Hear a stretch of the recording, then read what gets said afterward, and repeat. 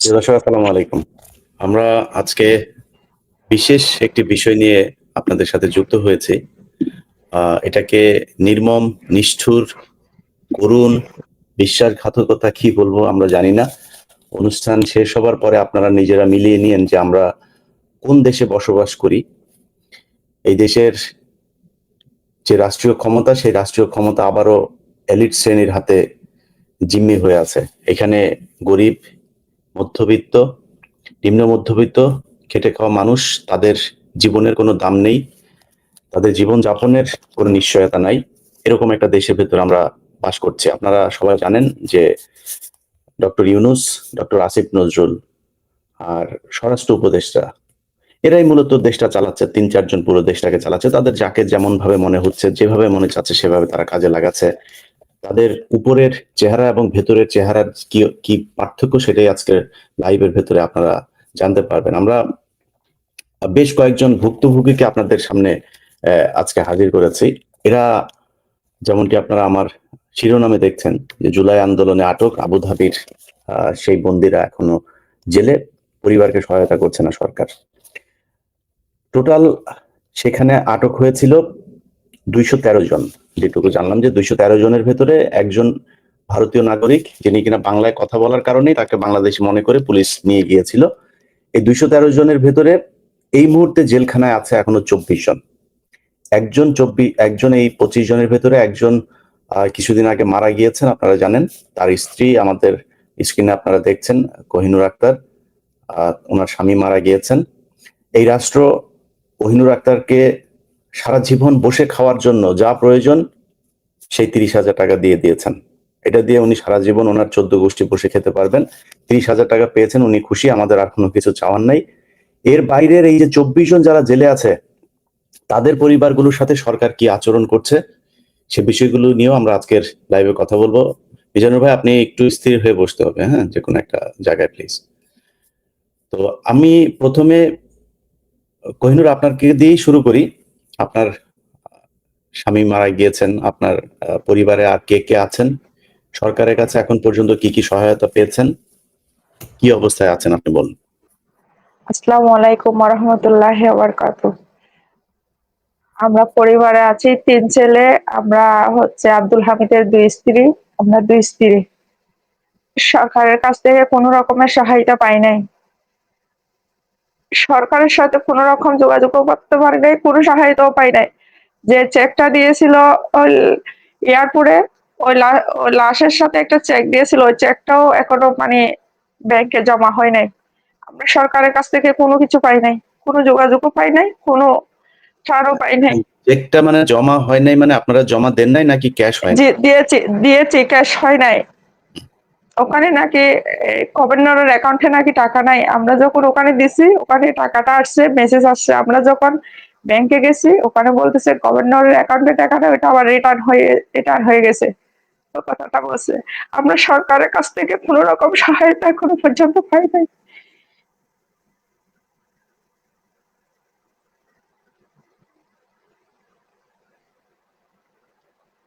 যাক, ৩০,০০০ ওইটা হচ্ছে ক্যাশ হয় নাই, এটা শুনে আরো ভালো লাগলো।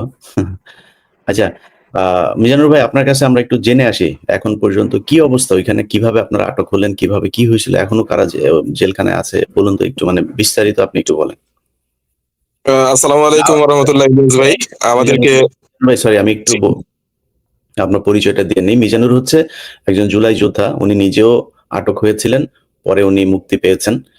আবুধাবিতে বাংলাদেশের পক্ষে হাসিনার এই ফ্যাসিস্টের বিরুদ্ধে যারা জীবনের ঝুঁকি নিয়ে, যাদের নিরাপত্তাহীনতায় গিয়ে, তারপরে কারণ আমরা সবাই জানি যে মধ্যপ্রাচ্যে কোনো ধরনের মিটিং মিছিল এইগুলো করা যায় না, তা সেগুলো জেনেও তারপরে দেশের জন্য এইভাবে ঝাঁপিয়ে পড়েছিল, সেই মানুষগুলোর মধ্যে মিজানুর রহমান একজন। জি বলেন। আসসালামু আলাইকুম ওয়া রাহমাতুল্লাহি। ইলিয়াস ভাই, আপনাকে প্রথমত অসংখ্য ধন্যবাদ আমাদেরকে সুযোগ করে দেওয়ার জন্য। যদিও বাংলাদেশ সরকার প্লাস বাংলাদেশ সরকারের বিভিন্ন মন্ত্রণালয় আমাদেরকে কোনো জায়গায় কোনো সুযোগ দেয় নাই। বৈষম্য বিরোধী আন্দোলন হলেও বাংলাদেশে আমরা কিন্তু এখনো বড় একটা বৈষম্যের শিকার। আমি এই বিষয়গুলো আপনাদের মধ্যে তুলে ধরি। গত বছর জুলাই মাসে যখন বাংলাদেশে ফ্যাসিবাদী সরকার হাসিনা তুমুল গণহত্যা চালাচ্ছিল, ছাত্রদের উপর নিপীড়ন চালাচ্ছিল, ওই সময় আমরা সংযুক্ত আরব আমিরাতে থাকা শ্রমিক এবং ব্যবসায়ীরা একটা আন্দোলনের ডাক দিয়ে আপনারা অবগত আছেন। আমরা সেই দেশে পাঁচটা স্টেটে হচ্ছে 19শে জুলাই আন্দোলন করি। 19শে জুলাই আন্দোলন করার পর আমাদেরকে সেই দেশের পুলিশ গ্রেপ্তার করার পরে সেদিন রাতেই কুট করে প্রথমত 57 জনের মধ্যে 3 জনকে যাবজ্জীবন, পরবর্তীতে আবার যাদেরকে গ্রেপ্তার করে তাদের হচ্ছে যে 26 তারিখে আরো 9 জনকে যাবজ্জীবন সহ 2 বছর করে কারাদণ্ড প্রদান করে। পরবর্তীতে এই মামলায় এই পর্যন্ত আপনারা ইতিমধ্যে অবগত আছেন 213 জন ফেরত আসতে পারছে, এখনো 24 জন বন্দী আছে। তো এই 24 জন ভাই এখনো বন্দী, আর আমরা 213 জন ফেরত আসতে পারছি। আর এমতো অবস্থায় এখন আমরা 213 জন ফেরত আসছি, আমরা বারবার দাবি জানাচ্ছি আমাদের সেই 25 জন ভাই ছিল, 25 জন ভাইকে মুক্ত করার জন্য। আমরা বাংলাদেশ আমাদের কনসার্ন মিনিস্ট্রি, প্রবাসী কল্যাণ মন্ত্রণালয়, তারপর হচ্ছে যে পররাষ্ট্র মন্ত্রণালয়, এই মন্ত্রণালয়গুলোতে মানে একাধিকবার, এক বছরে ইলিয়াস ভাই কমপক্ষেও কতবার বলবো, 20-40 বার আমরা গিয়েছি, 20-40 বার গিয়েছি। ওনারা আমাদের ওনাদের বাংলাদেশ এমবেসি কাজ করতেছে, এই করতেছে সেই করতেছে, শুধু এই অজুহাত গুলাই দেখাচ্ছে। তো চলতে থাকা অবস্থায় এরকম চলতে থাকা অবস্থায় আপনারা অবগত আছেন যে 22শে সেপ্টেম্বর আমাদের আব্দুল হামিদ ভাই, উনি আবুধাবি আল সদর কারাগারে মৃত্যুবরণ করলো। তারপর হচ্ছে ওনাকে বাংলাদেশে লাশ নিয়ে আসা হলো। বাংলাদেশে নিয়ে আসার পরে ওনার পরিবারের দিকেও সরকারের তেমন কোনো নজর নাই। 30,000 টাকার একটা, আপনারা তো ইতিমধ্যেই আমাদের এই যে সম্মানিত ভাবি আছে ওনার মুখ থেকে শুনলেন যে 30,000 টাকার একটা চেক দিছে, সেই চেকটা এখন পর্যন্ত ক্যাশ হয় নাই। একজন মানুষ এই জুলাই আন্দোলনের সাথে সম্পৃক্ত হয়ে তার জীবনটা শেষ করলো, তার পরিবার নিঃস্ব হয়ে গেল, তার পরিবারকে 30,000 টাকার চেক দিয়ে সেটা ক্যাশ করতে পারতেছে না, তাহলে বুঝেন আমরা কত বড় ভুক্তভোগী। এটা গেল একটা দিক। আর 24 জনের ক্ষেত্রে আমরা বারবারই এই যে আমাদের আসিফ নজরুল স্যার আছে ওনার কাছে, তারপর আমাদের তৌহিদুর রহমান স্যার আছে পররাষ্ট্র মন্ত্রণালয়ের, ওনার কাছে বারবার যাওয়া, প্রধান উপদেষ্টা বরাবর একাধিক স্মারকলিপি, ভাই আমার কাছে 20টার উপরে স্মারকলিপি আছে, অল ডকুমেন্ট আছে। তারপরে এই প্রধান উপদেষ্টার কার্যালয়ে স্মারকলিপি দেওয়া, ওনার এপিএস সাব্বির রহমানকে স্মারকলিপি দেওয়া, এইরকম যা ফর্মালিটি ছিল। তারপর হচ্ছে আমরা রাজপথের আন্দোলনও করেছি, আমরা 144 সেকশন ভায়োলেট করে 3 বার আন্দোলন করেছি আমাদের ভাইদের যাতে মুক্ত করে আনা হয়, কিন্তু বাংলাদেশ সরকারের এটা একটা চরম ব্যর্থতা। আমরা ধরা গেলে যে একটা রাম রাজত্বে বাস করতেছি, সেই রাম রাজত্বের রাজা হচ্ছে আমাদের বর্তমান সরকার, ইউনূস সরকার। আর সেই রাজার একমাত্র শাহজাদা হচ্ছে কে জানেন? সেটা হচ্ছে আমাদের আসিফ নজরুল স্যার। উনি উনার মন মর্জি মতো যা ইচ্ছা তা করে যাচ্ছে। এই 212 জনের সাথে খেলা করছে, বাকি 24 জন জেলবন্দি ভাইদের সাথে খেলা করতেছে। একজন মারা গেছে, আরো কয়েকজন গুরুতর আহত অবস্থায় এখনো ওই সেই দেশের জেলের হসপিটালে আছে। তো ওদের মধ্যে কে কখন মারা যায় তার কখন কোনো ঠিক নেই। তো এইটা গেল জেলবন্দীদের বর্তমান অবস্থা, এখনো 24 জন বন্দী। এখন আমরা যে 212 জন ফেরত আসছি, আমাদের সাথে একাধিকবার হচ্ছে আমাদের প্রবাসী কল্যাণ উপদেষ্টা আসিফ নজরুল স্যার মিটিং করেছে, আমাদের এই করবে সেই করবে। আমরা দাবি জানাইছিলাম 2টা, এর মধ্যে হচ্ছে যে আমাদের ভাইদের মুক্তি, যে 25 জন ভাই আছে তাদের মুক্তি, আর হচ্ছে আমাদের যাতে সরকার একটা নির্দিষ্ট ক্ষতিপূরণ দেয়, অথবা যে আহত নিহতদের জন্য যে ট্রাস্ট তৈরি হয়েছে বাংলাদেশে সেইটার অন্তর্ভুক্ত করে, আমরা এরকম কিছুই বলছিলাম। কিন্তু উনি 1 বছর আমাদের ঘোরানোর পরে বিগত কয়েকদিন আগে আমাদেরকে বলে দিচ্ছে যে না, আমি এই মুহূর্তে আর কোনো কিছু করতে পারবো না। আমাদেরকে উনি জুলাই ফাউন্ডেশনে পাঠাইছে, সেখানে কিছু হয় নাই। আমাদেরকে মুক্তিযোদ্ধা মন্ত্রণালয়ে পাঠাইছে, সেখানে কিছু হয় নাই। সরাসরি আসিফ নজরুলের সাথে কথা হয়েছে আপনাদের? ভাই এই পর্যন্ত 15 থেকে 20 বার মিটিং করছি, আমি সহ আমার প্রতিনিধি টিম, এই সগির ভাই ছিল, তারপরে পারভেজ ভাই সহ, তারপরে আমাদের এখানে একটা 10-15 জনের একটা প্রতিনিধি টিম আছে। আমরা 10-15 বার ওনার সাথে মিটিং করছি। উনি শুধু আমাদের ওনার সচিব নিয়ামতুল্লাহ স্যার আমাদেরকে আশ্বস্তই করে গেছে, কিন্তু আমাদের জন্য এ পর্যন্ত কোনো কিছুই করতে পারে নাই। এমনি উনি মানে কি বলে, এমনিতে মানে বেশিরভাগ সময় উনি এই মানে কোথায় থাকেন, কোথায় মানে কি করেন, মানে আপনাদের এটাতে সময় দিতে পারেন না, কি করেন একটু বলেন তো? জিজ্ঞেস করেন নাই যে স্যার এমনি ইলিয়াস ভাই ওনার সাথে দেখা করার জন্য ধরেন 1 সপ্তাহের মধ্যে 5 দিন গেছি ওনার মন্ত্রণালয়ে, 5 দিনের মধ্যে যাই 1 দিন দেখা পাইছি। এই 4 দিন অপেক্ষায় থাকছে যে কখন আসবে, নির্দিষ্ট কোনো টাইম নাই যে এই সময়টাতে আসিফ নজরুল আসবে আর ওনার সাথে আমরা মিটিং করব, আমরা দেখা করব, আমাদেরকে আমাদের জন্য কোনো কিছু একটা করবে। যদিও দেখা হয়, আমাদের কাছে একটা রেকর্ডিং আছে, আপনাকে চাইলে আমরা দিব।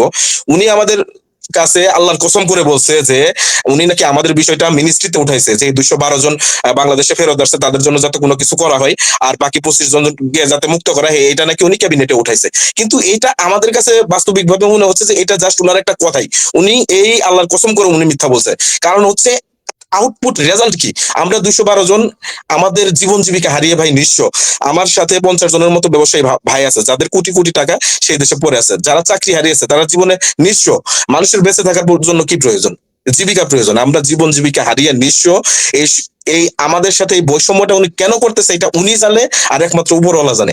আর বাংলাদেশের এইরকম এই 53-54 বছরের ইতিহাসে কখনো কি আপনারা দেখছেন যে মানে এইরকম এই বাইরের দেশে মানে জানবে, মানুষ জানে যে এইটাতে গেলে, এই আন্দোলনে গেলে তার ফাঁসি হবে অথবা বড় ধরনের কোনো সাজা হবে?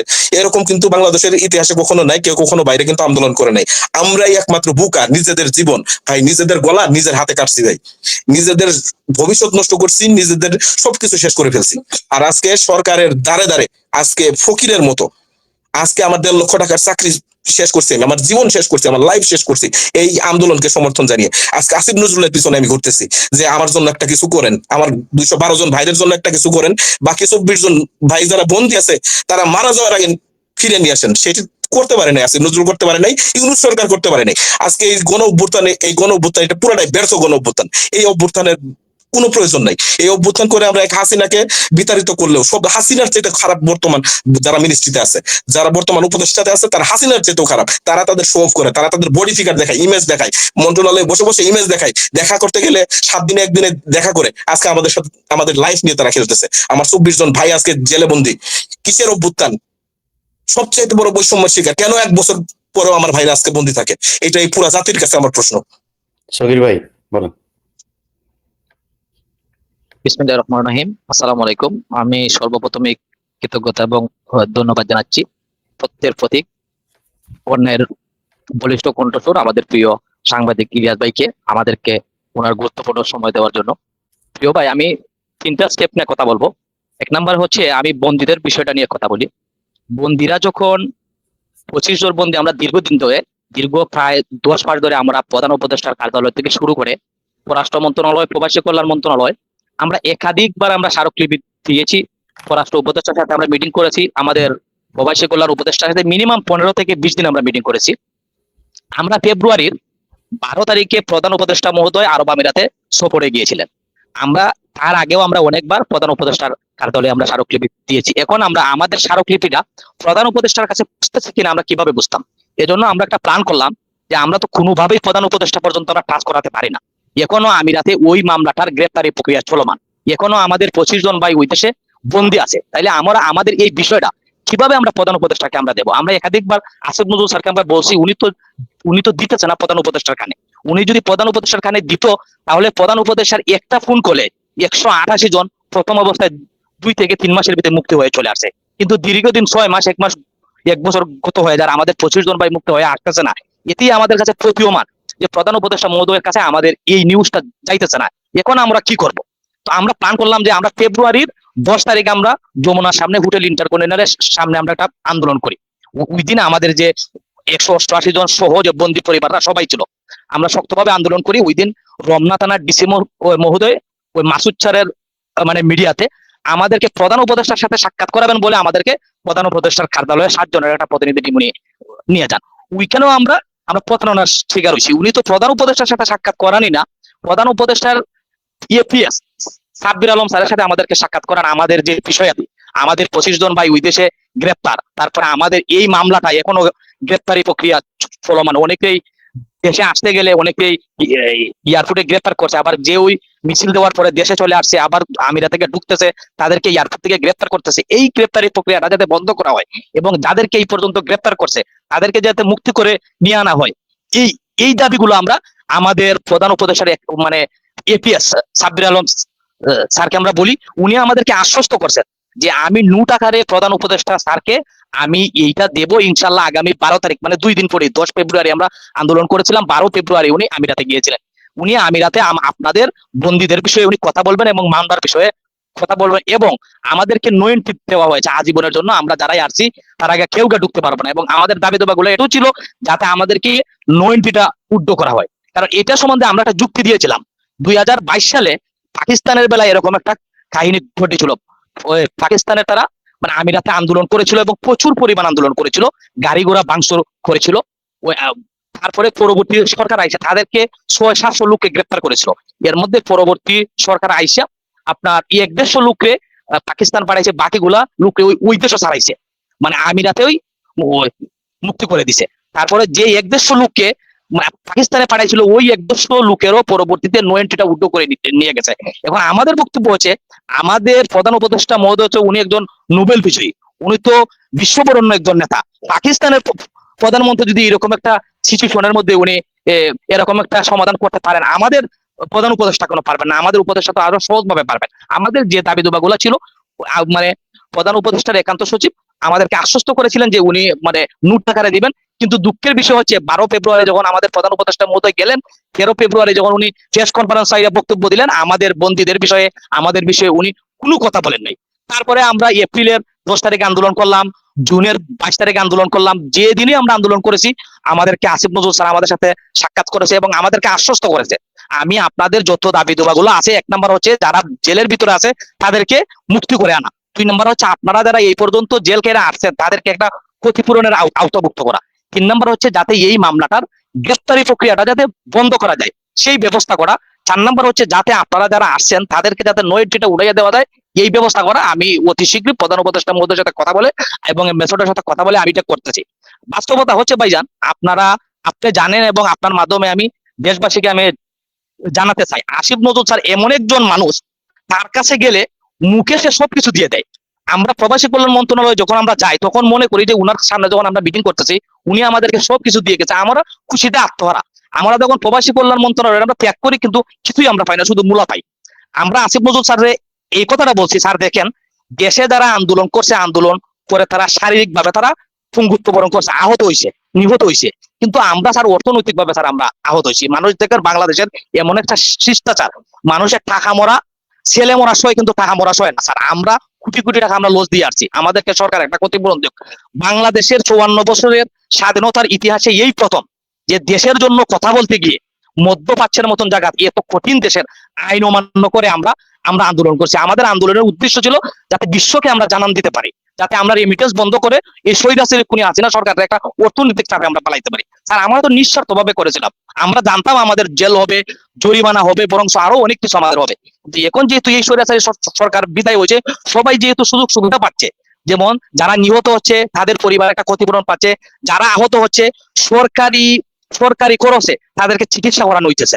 আমাদের ব্যবসা বাণিজ্য সব হারিয়েছি, আমাদের চাকরি সব চলে গেছে, আমাদের প্রতি তো সরকার কোনো ইনভেস্ট করে নাই। মিনিমাম সরকার আমাদেরকে একটা ক্ষতিপূরণ দেয়। এগুলো উনি আমাদেরকে একাধিকবার এমন ভাবে আশ্বস্ত করছে, পরিশেষে আমরা আজ থেকে 1 মাস আগে ওনার সাথে আমরা 5 জনের প্রতিনিধি টিম মিটিং করি। উনি 5 বার আল্লাহর কসম খেয়ে বলছে যে বাবারা আমি আল্লাহর কসম খেয়ে বলতেছি, তোমরা আসার আগেও আমি কোরআন শরীফ পড়েছি, আমি তোমাদের বিষয়টা উপদেষ্টা ক্যাবিনেট আমি উঠাইছি, কোনো উপদেষ্টারা তোমাদের বিষয়টা না একটু পজিটিভ সিগন্যাল দিতেছে না। আগামী ক্যাবিনেটও আমি মুক্তিযুদ্ধ উপদেষ্টার মাধ্যমে তোমাদের বিষয়টা আমি আবার উঠাবো এবং তোমাদেরকে আসলেই তো তোমরা ক্ষতিগ্রস্ত।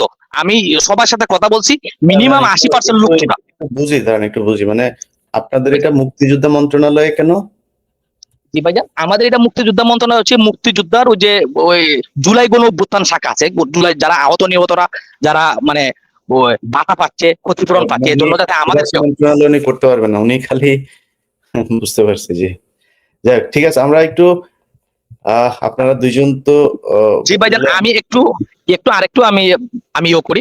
তারপরে আমরা পরিশেষে উনি আমাদেরকে মানে 1 মাস আগে যখন আমাদের মিটিংটা ছিল, উনি আমাদেরকে এত হার্ডলি ভাবে বলছে, এত আন্তরিকতার সাথে বলছে আমি তোমাদের জন্য একটা কিছু করবো। আমরা বলছি স্যার দেখেন আপনারা হচ্ছেন গণ অভ্যুত্থানের সরকার, আপনারা যদি আমাদের জন্য কিছু করেন না, পরবর্তী সরকার আইসা আমাদের জন্য কিছু করবে কিনা এটা আমাদের কাছে সন্দেহজনক স্যার। আমরা এত ক্ষতি করতে মানে আমি ভাইজান, আমি একটা কোম্পানিতে সুপারভাইজার ছিলাম, আমার 5,000 দিরহাম আমার স্যালারি ছিল, বাংলা প্রায় 1,70,000। তারপরে আমার দীর্ঘ 10 বছর ধরে আমার একটা মানে স্বপ্ন ছিল আমি ইউরোপ যাবো, মানে এটা আমাদের সিলেট, আমার হচ্ছে সিলেটের হবিগঞ্জ বাড়ি, আমাদের সিলেটেরা মানে মানে ইউরোপের প্রতি একটা সিম্পিতি। আমার ইউরোপের সেনজেন ভিসা ছিল আমার পাসপোর্ট, কিন্তু আমি যেতে পারি না আন্দোলনের জন্য, আমি গ্রেপ্তার হয়েছি। আমার 1 কোটি টাকার উপরে আমার নিজেরই ক্ষতি হয়েছে। আমাদের মধ্যে একটা ভাই আছে আব্দুর রহিম ভাই, উনার 8 লক্ষ দিরহাম ফিজ হয়ে আছে অ্যাকাউন্টে। আমরা সরকারের একাধিকবার বলছি অন্তত পক্ষে উনার টাকাটা যাতে উনি ছুটাই আনতে পারে, উনার টাকাটা যাতে দেশে আনতে পারে, এইটা নিয়ে আপনারা একটু কাজ করেন। সরকার আমাদেরকে মুখ দিয়ে অনেক কিছু বলছে কিন্তু বাস্তবে কিছুই করতেছে না। মানে আপনার মাধ্যমে আমি দেশবাসীর কাছে আমি এটাই চাইবো, যাতে আমরা একেবারে একেবারে নিরুপায়, আমরা একেবারে নিরাশ হয়ে গেছি, আমাদের দেয়ালে পিঠ থেকে গেছে। আসলে আমাদের অবস্থাটা আমরা বলতে পারি না, অর্থনৈতিক ভাবে আমরা এতটা ক্রাইসিসের মধ্যে আমরা পড়েছি, ফ্যামিলির কাছেও আমরা মুক্তি গাইতে পারছি না, সমাজের কাছেও না। সমাজ যখন আমাদেরকে এখন দেখে মুখ ফিরিয়ে নেয়, এইরকম একটা পরিস্থিতির মধ্যে আমরা আছি। আমি এখন পরিশেষে আপনার মাধ্যমে এটাই বলবো যে এই বর্তমান সরকার যারা বাংলাদেশে আন্দোলন করে, যারা ক্ষতিগ্রস্ত হয়েছে, তাদেরকে সরকারে একটা ক্ষতিপূরণ দিচ্ছে। আমরা তো অর্থনৈতিক ভাবে ক্ষতিগ্রস্ত হয়েছি। এই সরকারের প্রতি আমার আহ্বান থাকবে আমাদেরকে একটা ক্ষতিপূরণ দিত, এবং আমাদের যে 24 জন ভাই আছে, এই 24 জন ভাইকে যেন অতি দ্রুত মুক্ত করে আনে। আমি আসিফ নজরুল স্যারকে আমি একাধিকবার বলেছি, একটা গুরুত্বপূর্ণ কথা বলি ভাইজান। আমি বলছি, স্যার আমার এতদিনে প্রতীয়মান হয়েছে, যোগ পর্যন্ত না ডক্টর ইউনূস স্যার আমিরাতের সরকার প্রধানকে কল দেবেন, ও পর্যন্ত আমাদের 25 জন ভাইয়ের মুক্তি হবে না। এটা 100% প্রতীয়মান। উনি একটা কথা বলছে যে বাবারা, একটা বিষয় নিয়ে একটা দেশের সরকার প্রধানকে বারবার তো কল দিতে পারে না, বিভিন্ন বাধ্যবাধকতা থাকে। আমি বলছি স্যার, আপনাদের এই বাধ্যবাধকতার মধ্যে দিয়ে আমাদের 25 জন ভাই যদি মারা যায়, তখন আপনারা কি করবেন? উনি যথাযথ কোনো উত্তর দিতে পারেন নাই। এজন্য আমি বলবো, আমার একটা ভাই হার্ট অ্যাটাক করে মারা গেছে, আমরা চাই না আমাদের কোনো যোদ্ধা, আমাদের কোনো প্রবাসী আরেকটা লাশ পড়ুক ওইখানের জেলের সিচুয়েশনটা অত্যন্ত খারাপ। আপনার মাধ্যমে সরকারের কাছে আবেদন রাখবো এটাই, সরকার প্রধান যেন অতি দ্রুত ওনাদের মুক্তির একটা একটা ব্যবস্থা করেন। এবং আমাদেরকে ওই দেশের নোয়েন্টি দিয়েছে, পাকিস্তানের সরকার যদি 2022 সালে নোয়েন্টিটা উড়াইতে পারে, আমাদের সরকার কেন পারবে না? এই প্রস্তাবটা আপনার মাধ্যমে সরকারের কাছে রাখলাম। আর আমরা তো অনেক ক্ষতিগ্রস্ত, আমাদেরকে কেন সরকার আমাদেরকে একটা ক্ষতিপূরণ দেবে না? আমরা তো এই দেশের লোকে। থ্যাংক ইউ ভাইজান, ধন্যবাদ। আজহারউদ্দিন, আপনার ছেলে এখনো জেলে আছেন, আপনার কাছ থেকে একটু শুনে আসি, বলেন কি অবস্থায় আছেন, সরকারের সহায়তা কেমন পাচ্ছেন?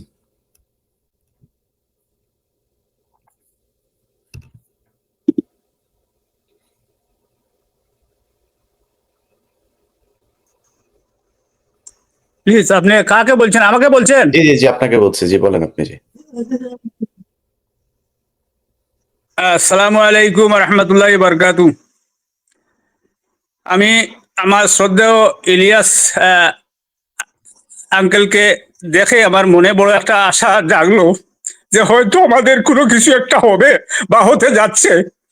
আমরা কি বলবো, আমরা তো আবার ওই ওরা বলছে, আমি আমি এত দুর্বল মানুষ, আমি অসুখের মতো যে মানুষ, বুঝছো না? ওই দিন আমি চট্টগ্রামে গিয়েছিলাম যে হয়তো এখানে কোনো প্রেস ক্লাবে কোনো মিটিং হবে, নিশ্চয়ই আমি কোনো এই বাচ্চাদের কোনো একটা উপায় বের হয়ে আমি অসুখী মানুষ, বুঝছো না? আমি অনেক দূরে, আমার ওনারা বলছে যে স্যার আপনি আসবেন না, এত দূরে কেমনে? আমি বলছি না, আমি ঘরে থাকতেই পারবো না, আমার বাচ্চা জেলে, আর আমি এখানে বসতে পারবো না। আচ্ছা যাই হোক, এখানে গেছি, গুরুত্বপূর্ণ কথা সামান্য বলছি, শুনছি। এখন আপনি যে আমাদেরকে সময় দিয়েছেন, এটা ধন্যবাদ, কি দিয়ে ধন্যবাদ দিব আপনাকে? আর আমার মনে বলছে ইনশাআল্লাহ তাআলা হয়তো এই আপনার মাধ্যমে এই দেশবাসী কিছু জানতে পারবে, আর সরকারে হয়তো কিছু করবে আশা করা যায়। তা আমাদের তো আজকে বিগত 1 বছর হয়ে গেল, আমরা অনেকবার আমি একটা সেকেন্ড আমি আপনাদের কাছে মানে ক্ষমা চাই। আপনারা না, খালি যারা এখনো জেলে আছেন, যারা জেল থেকে বেরিয়েছেন, আপনাদের সবার কাছে আমি হাত জোর করে ক্ষমা চাই যে আমি বিষয়টা এতদিন পরে জানলাম। আমাকে কালকেই, মানে আপনাদের বাংলাদেশ সময় আজকে সকালেই ওই যে সুমন ভাই আমাকে বললো যে ভাই এই ব্যাপার, এটা আমি আমি ভাই সত্যি কথা, আমি মানুষ হিসাবে আমার দুর্বলতা ক্ষমা করবেন। এটা আমার মস্তিষ্কে একবারের জন্য স্বপ্নেও আমি কল্পনা করি নাই যে এই মানুষগুলি এখনো জেলখানায় আছে এবং সরকার তাদের সাথে, আমি এই যে যিনি মারা গেলেন 30,000 টাকার যেই বিষয়টা বললেন যে তিনি এখন পর্যন্ত পান নাই, আমি জানি না। আমি ওনার লাশ দেখলাম এয়ারপোর্টের থেকে, আমার একজন ছবি পাঠাইলো, ওইখানে গভর্নমেন্টের কেউ নাই, একজন মানুষও জানে তাকে করতে। সে জেলখানায় এতদিন থেকে তারপরে আসলো, আমি জানতাম না যে এতদিন তারা জেলখানায় এভাবে আছে। তারপরেও আপনাদের কারোর সাথে যোগাযোগ ছিল না, যে কারণে আমি বিষয়টা সামনে আনতে পারিনি। আমরা আসলে খুব দুর্বল, আমাদের কোনো পাওয়ার নাই এখন। সব ডক্টর আসিফ নজরুল এবং ইউনূস সহ তার আশপাশে যারা আছে, তারা হচ্ছে গিয়ে এই যে ইউনূসের বান্ধবী টান্ধবী নারী যোদ্ধাদেরকে নিয়ে দেশ স্বাধীন করছে। আমরা কিছু করি নাই, আমাদের কোনো অবদান নাই, যে এখন আমরা খুব দুর্বল অবস্থায় আছি মুরব্বী। এই জন্য কিছু করতে পারবো কিনা জানি না, বাট দেশের মানুষকে জানায় রাখলাম যে যেই মানুষগুলো জীবনের ঝুঁকি নিয়ে, তাদের এই যে বললো যে আর্থিক ক্ষতি, তখন আমি আমার কথা বলি, এখন যদি আমাকে এখান থেকে হঠাৎ করে আমার ধরে নিয়ে তারপরে পাঠায় দিল, ভাই আমার অ্যাকাউন্টে টাকা থাকবে, আমার এখানে অনেক জিনিসপত্র, একটা মানুষকে হুট করে এভাবে যদি পাঠায় দেয়, তার অনেক সমস্যার মধ্যে পড়বে সে। আর মিডল ইস্টে যারা থাকে তাদের তো আর কারি টাকাও ইনকাম করে না সবাই। সো তাদের আমি মনে করি যে একদম জীবন শেষ করে দিচ্ছেন তাদের এই সিদ্ধান্তের মাধ্যমে। পুরো পরিবারের কাছে সে এখন মানে একটা কি বলবো যে মানে কোনো অপ্রয়োজনীয় একটা জিনিসে রূপান্তরিত হয়েছে। তো এই জিনিসগুলো পরেও তারা আন্দোলন দেশের জন্য করছিল, তাদেরকে সরকার যেটা দিচ্ছে সেটা আমরা সবাই খুবই হ্যাপি, দেশবাসী আমার বিশ্বাস যে হ্যাপি হবে। এটা জানানোর জন্য আজকের এই বিষয়টা করা। আপনি বলেন এবার। আচ্ছা, আমি বলবো এই বাচ্চাগুলো, আমার ছেলেও একটা স্টুডেন্ট, বিএ পাস করার পরে যখন আমি হঠাৎ করে তারে বিদেশ নিয়ে গেলাম, এই যে জুলাই যে আন্দোলন করলো বাংলাদেশে, এই হাসিনা সরকারে যে এই বাচ্চাগুলারে গুলি করে মারতেছে, তখন আমার বাচ্চা সহ্য করতে পারে নাই, কারণ তাদের স্টুডেন্ট একসাথে লেখাপড়া করছে, আর এখানে তারা গুলি করে মারে, তারা বরদাস্ত করতে পারে নাই, তাই বলিয়ে তারা মাঠে নামছে। আচ্ছা, মাঠে নামছে, একটা ভুল করছে, হয়তো ধরা পড়ছে, কিন্তু এরপর থেকে নিয়ে আমরা যে সরকারের এই দাঁড়ে দাঁড়ে যে এইরকম গুললাম, যে আমাদের আসিফ নজরুল স্যার অনেকবার আমরা প্রতিনিধি বসছেন, আমরা এখানে গেছি, গেলে এইখানে অফিসে তো যাওয়ার কোনো ইয়েই নাই, বহুত চেষ্টা করে আমরা অফিসের ভিতরে যদি যাই তাহলে আপনারা কথা বলতে চান না। এতে আপনারা এখানে জুলাই আন্দোলন করছেন, দেশ স্বাধীন করছেন, তাহলে আর কি চান আমাদের কাছে? আমরা তো আর আমাদের কাছে তো আর কিছু চাওয়ার কিছু নাই। আপনারা দেশ স্বাধীন করছেন, এখন আপনারা আর কি চাইবেন? আমাদের কাছে কিচ্ছু চাওয়া না, আমরা কিচ্ছু করতে পারবো না। তো আমরা অনেকবার বলছি, দেখেন হয়তো আপনারা এখানে আছেন বলেই তো আমরা আসছি, আর আপনারা যে করতে পারবেন এটা আমরা জানি, কিন্তু আপনারা যদি একটু মন মানসিকতা ইয়ে হয়, তাহলে প্রধান উপদেষ্টার কাছে আপনারা একটু ইয়ে করেন। আমরা তো আর সরাসরি যেতে পারছি না, এখানে আপনাদের মাধ্যমে আমরা যেতে চাচ্ছি। আমরা তো আর সাধারণ মানুষ কি প্রধান উপদেষ্টার কার্যালয়ে কি যেতে পারবো? কোনো অবস্থাতেই পারবো না। তবে আপনাদের মাধ্যমে যদি আমরা একটু সুযোগ পাই কথা বলার, বা ওদের যে কোনো, উনিরা বলছেন না এইটা একবার ফোন করছেন আর বারবার উনি ফোন করতে পারবেন না, আপনারা যান, আপনারা এই সমস্ত প্রতি এখানে ইয়ে করতেন, অনেক কিছু। তো আমরা কি করব? আমরা তো এখন আমরা দেয়ালে ফিট বাজি গেছে, অনেক কিছু বললেও আমরা একখানে দিয়ে শুনছি আর একখানে দিয়ে শুনি নাই, শুনতে চাই নাই, কারণ আমরা বাচ্চাগুলো এখানে, আমরা যদি এখানে গুসা করি বা ইয়ে করি তাহলে তো আমরা কিচ্ছু হবে না। এই অবস্থায় আজকে একটা বছর আমার ওই শ্রদ্ধেয় ভাইয়েরা যেটা বলছেন, ওই সগীর তালুকদার যেটা বলছে, তারা অবশ্যই বেশিরভাগ অফিসে গেছে, আমি সব দিন ঢাকা যাইতে পারি নাই। তবে ওই আমরা যে গেট মিটিং হয়েছে গ্রুপে, আমরা সবসময় থাকতাম, ঢাকাত গেছি আমি 3-4 বার। আমি অসুখ, উনার এই ছেলের মা এই বাচ্চা জেলে পড়ার কারণে এখন পর্যন্ত মরণাপন্ন অবস্থায়। আমি কি করব? বাচ্চা এখানে জেলে, এখন না টাকা পয়সাও নাই, বারবার ঢাকায় যাইতেও যে চট্টগ্রাম যেতে হচ্ছে, এই বাচ্চারে এখান থেকে টাকা পর্যন্ত দিতে লাগছে। ওই যে জেলে যে কার্ড বানাইছে তারা, এই কার্ডে এখান থেকে আমরা টাকা না দিলে উনি কথা বলতে পারে না, সপ্তাহে একদিন কথা বলে, তো আমরা এখান থেকে টাকা দিতে হয়, টাকা না দিলে খেয়ে দিবে, বাচ্চা কথা বলবে, এখানে কার্ড কিনতে হবে, কথা বললে কার্ড কিনতে হবে, কার্ডে অনেক দাম। এই মনে করুন 300 দেরাম 200 দেরাম করে করে মাসে মাসে দিচ্ছি, এখন নিজে খাওয়ার মতো কোনো সারা নাই। এই অবস্থায় বাচ্চা জেলখানায় খান্দাখানি ছাড়া আর কিছু নাই আমাদের। আমরা এই যে সরকারে এত কিছু করলাম, সরকারে আমাদের দুঃখ দুর্দশা এগুলো বুঝতে চাইলো না। আমরা কোন দেশে বাস করি তা জানি না, আল্লাহ জানে। হয়তো আপনার মাধ্যমে আপনি জিনিসটা হয়তো তুলে ধরবেন, ইনশাল্লাহ তুলে ধরলে হয়তো আমাদের কোন উপকারে আসতে পারে। এই যে একটা ভাই জেলে মারা গেল, এই জেলে মারা গেল, আমরা মারা যাওয়ার কয়েকদিন পরেই আমরা জানছি, তারা খবরটা পর্যন্ত একটা লোক যে যারা মারা গেছে সাথে সাথে খবরটাও আমাদেরকে দিলে পারতো, আমরা অনেক পরে খবর পেয়েছি এটা। আচ্ছা, যাই হোক, এটা আসছে এখন পর্যন্ত সরকারে কেন আমাদের সাথে এইভাবে যে ইয়ে করতেছেন? আর আমরা যদি এত খান্না, আমি এইভাবে যে খান দিছি, আমি রাস্তায় বসে সকাল থেকে 5টা পর্যন্ত আসিফ নজরুলের স্যারের অফিসের সামনে বসে অবস্থায়, আসিফ নজরুল স্যার বের হয়েছে গাড়ি নিয়ে, তো আমরা সবাই হঠাৎ করে দেখছি, দেখার পরে ওনার গাড়ির সামনে একটু গেছি, এই ড্রাইভারে গাড়ি দিয়ে আমাদেরকে দেখাইয়ে অন্তত 10 থেকে 15 হাত দেখাইয়ে নিয়ে গেছে। নেওয়া যাওয়ার পরে এই গাড়ি থামানির পরে আমি একদম সামনে ছিলাম, তখন উনি একটু সীসা খুলছে, খোলার পরে এই সালাম আলাইকুম করলাম, এটাই আমি বললাম, স্যার আমরা তো এইরকম অবস্থা, তে আমাদের জন্য একটু কথা বলেন, আর আমরা তো এই সকাল থেকে এসেছি এখন পর্যন্ত, আমরা কি করব, কোথায় যাব? আপনাদের ছাড়া তো আমরা উপদেষ্টার কাছে তো পৌঁছতেও পারবো না, আমাদের কথাগুলো একটু শুনেন। উনি একবার সীসা বন্ধ করে একবার খুলে, একবার সীসা বন্ধ করে একবার খুলে। আমি বললাম লাস্টে এই কথা, স্যার আপনি তো আসতে আল্লাহ ইয়ে করছে, আপনি অফিসে বসছেন, এই আজ কয়েক মাস আগে আপনি এইভাবে রাস্তায় ছিলেন, আমাদের মতো রাস্তায় ছিলেন, আপনি ভুলে গেছেন, রাস্তায় ছিলেন, কিন্তু আজকে আমরা রাস্তায় রয়ে গেলাম, আপনি এই সিঁড়িতে বাইয়া এখন এসির রুমে বসতেছেন, আমরা কথাগুলা শুনতেছেন না। এই বলছি বলার পরে বলছে যে পরে আসবো, এইটা সেইটা করে অনেক কিছু, আমরা কষ্টর কোনো শেষ নাই, সকাল থেকে সন্ধ্যা পর্যন্ত কিছু খাই নাই, এই রাস্তায় থেকে উঠি নাই, কোথেকে কিছু খাইতেও পারি নাই। এই অবস্থায় আমাদের বাচ্চা কাচ্চা গুলো আজ পর্যন্ত জেলে, আরো 60 জন ওই সোমবারে ফোন দে, আমি সোমবারে জিজ্ঞাসি কিরে বাবা তোর অবস্থা কি, আমাদের বলছে আব্বা আমাদের জন্য কি করতেছো, আমি কইলাম রে বাবা আমি তো কি করবো তোমাদের জন্য, আমি চাই যদি আল্লাহ এই মুহূর্তে আমার মৌত করি বলাই, হয়তো আমি ইয়ে বরদাস্ত করতে পারতেছি না। আমার ছেলে বলছে দেখো এত খান্দাখানি করলে, এই দেশে তারা যে ফোন করছে তারা এগুলা বাংলা কথারে ট্রান্সলেট করে আরবি তারা বুঝে ফেলে, এর জন্য যা বলবে একটু সাবধানে কথা বলো, বুঝছনি। এই অবস্থা ডেইলি খান্দাকাটি শুরু হয়েছে, আর এই অবস্থা কি করব, আমরা খার কাছে যাইবো, খার কাছে যাই নাই, জন্মগত বিএনপি, আমরা বিএনপির অনেক দাঁড়ে দাঁড়ে ঘুরছি, অনেক ইয়ের কাছে বলছে হ্যাঁ আমরা বলবো ঠিক আছে আপনার ব্যাপারে কথা বলছি, আচ্ছা উপরে দিয়ে একটু ইয়ে করবো, এ করবো সে করবো। এই জামাতে ইসলামের অফিসে ঢাকায় আমাদের প্রতিনিধি দল গেছেন, এই ডাক্তার শফিকুর রহমান ওনার সাথে গেছেন, আমরা ওইখান থেকে মৌলভীবাজার আমাদের বাড়ির পাশে, আমি গেছি 2 দিন করি উনার বাড়িতে, যাওয়ার পরে একদিন দেখা হয় নাই, উনারে হাতে ভাও ধরি বলছি বাবারে আমাদের এইরকম অবস্থা, আপনারা একটু যদি সরকারের সাথে আপনারা আমাদের সাথে যদি একটু কথা বলেন তাহলে হয়তো আমাদের বাচ্চা কাচ্চা গুলা এখান থেকে বের হয়ে আসতে পারবো, ইনশাল্লাহ তোমাদের ব্যাপারে আমরা ইয়ে করবো, কোনো কিছু নাই। এই যে বিএনপি করলাম, এই জিন্দেগি খাটাইলাম বিএনপির তোলে, কোনো একজন বিএনপি লোক আমাদের ব্যাপারে কোনো কথা বললো না, কোনো কথাই বললো না।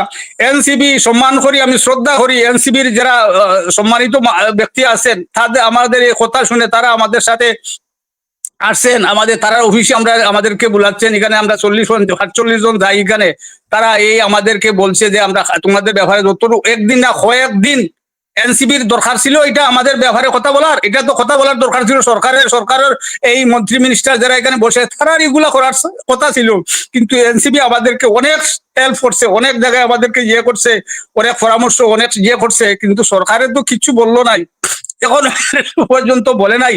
জানি না এই বাচ্চাগুলো আমাদের জিন্দা বাড়িতে আসবে কি লাশ আসবে, আমার মনে হয় এই বাচ্চাগুলা যদি এখানে মরে যায় তাহলে মনে হয় বাংলাদেশ সরকার যে আছে ক্ষমতায় মনে খুশি হবে। এর জন্য আমাদের কথাগুলো এখন পর্যন্ত সরকারের কিনারে গিয়ে বসতে পারে নাই, এই উপদেষ্টাদের কারণে। তারা খালি ঠিক আছে আমরা কালকেই ইয়ে করবো, স্যারের কাছে ইনফরমেশন করবো, এটা বলবো, কিন্তু আসলে কাজের কাজ কিচ্ছু তারা করে নাই। যদি এই কথাগুলো আরো কিছুদিন আগে যদি ইউনূস স্যারের কাছে তারা দিত তাহলে ইউনূস স্যারে হয়তো একটা চিন্তাধারা আমাদের জন্য করতেন, কিন্তু তারা খবরটা এখানে পৌঁছায়ও নাই, আমরাও যেতে পারি নাই, আর এখন পর্যন্ত আমাদের কোনো সুরাহা হয় নাই। জানি না আমাদের ভাগ্যে কি আছে, দয়া করে একটু ইয়ে করবে, আপনার মাধ্যমে হয়তো দেশবাসী জানতে পারবে যে আমাদের ব্যাপারে যে এইভাবে ইয়ে কালক্ষেপণ করা হচ্ছে, এটা তো একটু দয়া করে হাত জোড় করে বলছি, আর কোনো জায়গায় রাস্তা নাই যে কার কাছে যাই নাই, জামাতের কাছে ইয়ের কাছে সবের কাছে গেছে, আর কোনো রাস্তা নাই, এখন ঘরে বসে খান্না ছাড়া আর কোনো রাস্তা নাই। যদি কেউ আপনি যদি এটা একটু দয়া করে এই উপরের লেভেলে হয়তো আপনি একজন সাংবাদিক নাম শুনছি কিন্তু হয়তো সরাসরি দেখিনি, আজকে যে সরাসরি দেখলাম, ইনশাল্লাহ আমাদের ব্যাপারে কথা বলবেন, আর আমরা হয়তো আপনার মাধ্যমে একটা ব্যবস্থা হতে পারে। আপনাকে আবারও আমি ধন্যবাদ জানাই এই ব্যাপারে আমাদেরকে সময় দেওয়ার জন্য, আমরা ধন্যবাদ দিই। আসসালামু আলাইকুম রহমতুল্লাহ বারকাতুহু। আসসালাম। সুমন ভাই, আমরা অনেক দিকের আলোচনা শুনলাম, আপনার কাছে যেটা জানতে চাই যে পররাষ্ট্র মন্ত্রণালয়ের ওইখানে ই আছে, তারপরে প্রবাসী মন্ত্রণালয়ের যেসব উইং গুলো আছে সেখানে কাজ করে, মানে আমি আবুধাবির কথা বলছি, সেখানে তাদের কাছে কোনো সহায়তা আপনারা পান নাই বা তাদেরকে জানান নাই বিষয়গুলো, তারা কি করে? আসসালামু আলাইকুম। প্রথমে ধন্যবাদ আপনাকে সবাইকে শুরু করে দেওয়ার জন্য, কথাগুলো তুলে ধরতে পারতেছি আপনার মাধ্যমে। এখানে আসলে এক ফেসিটকে আমরা আন্দোলন করি, সেই আন্দোলনের সবচেয়ে ভূমিকা আপনার কম না। আপনি আরো যারা যারা আছেন, বিশেষ করে প্রবাসে যারা আছে, সবাই অত্যন্ত পরিশ্রম যেভাবে করেছে, মিডিয়াতে যেভাবে কাজ করেছেন আপনারা, সে সাথে আর্থিকভাবেও বাংলাদেশের প্রত্যেকটি জেলায় জেলায় ওয়ার্ডে ওয়ার্ডে পর্যন্ত আর্থিকভাবে সহযোগিতা করে এই আন্দোলনকে সফল করেছে। আমি মনে করতেছি এক ফেসিট চলে গেলে আমার মনে হয় আরেক ফেসিট এর মধ্যে বসার জন্য পায়তারা করতেছে। ওইখানে সবাই কাজ করবে বলতেছে, কেউ কিন্তু কাজ করতেছে না। আপনি যদি এম্বাসিতে যান, আবুধাবির যে এম্বাসি আছে, এম্বাসি একই কথা বলবে, আমরা চেষ্টা করতেছি, আমরা সরকারকে চিঠি দিচ্ছি, আমরা সরকারকে এই করতেছি। আপনি এই রুম আর এই পাশের রুম আর এই রুমে যদি চিঠি দিতে চান, মানে অত মুখে বলতে পারতেছেন, আমি আর আপনি যে এরকম পাশাপাশি রুমে বসে আছি, বলতেছি ইলিয়াস ভাই আমার এটা লাগবে বা এটা এই করে দেন, এই জিনিসটা বলতে হলো ম্যাক্সিমাম 3 মাস কি হয়ে আসতে হবে, মানে ঘুরিয়ে আসতে হবে, এই পর্যায়ে এখন পৌঁছে গেছে।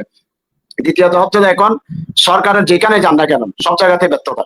আমাদের কূটনীতিক ভাবে এই মুহূর্তে যদি এই যে চলমান যে মামলাটা আছে আমাদের, এই মামলাটা যদি বন্ধ করা না হয়, যারা যারা আন্দোলন করেছে সবাইকে গ্রেপ্তার করা হবে। যারা যারা আন্দোলনের ভিডিও ফুটেজ গুলো নিজস্ব ফেসবুক আইডিতে, ইউটিউব আইডিতে শেয়ার দিয়েছে বা প্রচারণা করেছে, তাদেরকেও গ্রেপ্তার করা হবে। এখন যারা অ্যারেস্ট হচ্ছে তাদেরকে অ্যারেস্ট কিভাবে করা হচ্ছে?